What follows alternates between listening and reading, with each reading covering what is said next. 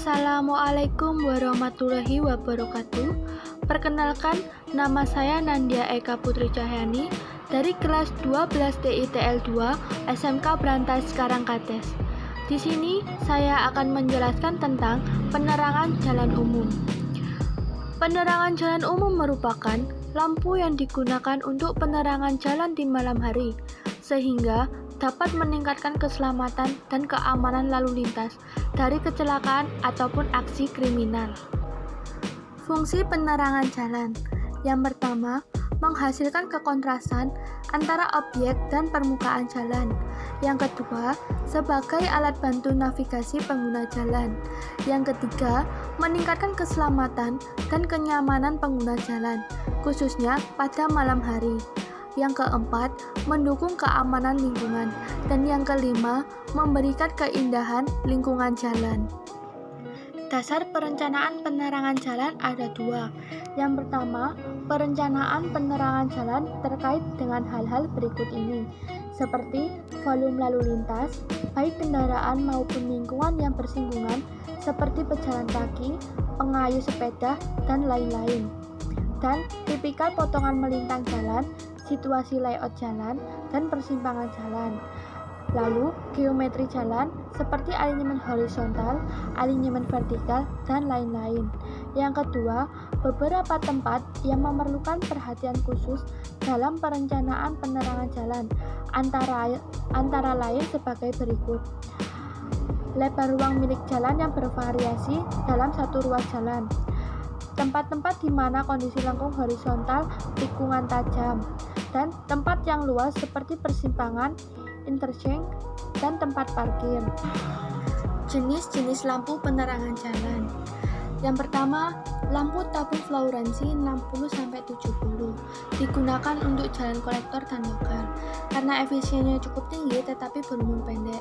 Jenis lampu ini masih dapat digunakan untuk hal-hal yang terbatas. Yang kedua, lampu gas merkuri tekanan tinggi 50-55. Biasanya digunakan untuk jalan kolektor, lokal, dan persimpangan karena efisien rendah, umur panjang, dan ukuran lampu kecil. Jenis lampu ini masih dapat digunakan secara terbatas.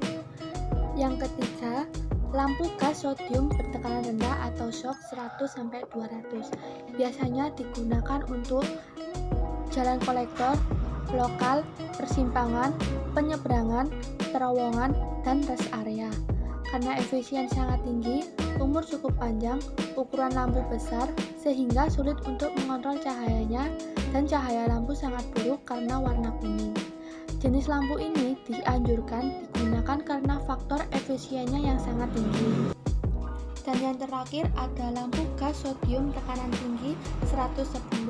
Digunakan untuk jalan tol, arteri, kolektor, persimpangan besar atau luas, dan interchange. Karena efisien tinggi, umur sangat panjang, ukuran lampu kecil, sehingga mudah pengontrolan cahayanya. Jenis lampu ini sangat baik dan sangat dianjurkan untuk digunakan. Rumah lampu penerangan dapat diklasifikasikan menurut tingkat perlindungan terhadap debu atau benda dan air. Hal ini dapat diindikasikan dengan istilah IP atau Index of Protection atau indeks perlindungan yang memiliki dua angka. Angka pertama menyatakan indeks perlindungan terhadap debu atau benda, dan angka kedua menyatakan indeks perlindungan terhadap air. Rasio kemerataan pencahayaan atau uniformity ratio. Rasio maksimum antara kemerataan pencahayaan maksimum dan minimum menurut lokasi penempatan tertentu adalah seperti yang ditentukan pada tabel. Lokasi penempatan pada jalur lalu lintas di daerah permukiman 6, rasionya maksimum 6:1. Di daerah komersil atau pusat kota, rasio maksimum 3:1. Di jalur pejalan kaki di daerah pemukiman, rasio maksimum 10:1. Di daerah komersil atau pusat kota, 4:1. Di terowongan, 4:1. Dan tempat-tempat peristirahatan atau rest area, rasio maksimumnya 6:1. Pemilihan jenis dan kualitas lampu penerangan. Pemilihan jenis dan kualitas lampu penerangan jalan didasarkan pada nilai efisien, umur rencana, dan kekontrasan permukaan jalan dan objek. Penempatan lampu penerangan. Penempatan lampu penerangan jalan harus direncanakan sedemikian rupa sehingga dapat memberikan kemerataan pencahayaan yang sesuai, keselamatan dan keamanan bagi pengguna jalan, dan pencahayaan yang lebih tinggi di area tikungan atau persimpangan. Sistem penempatan lampu penerangan jalan.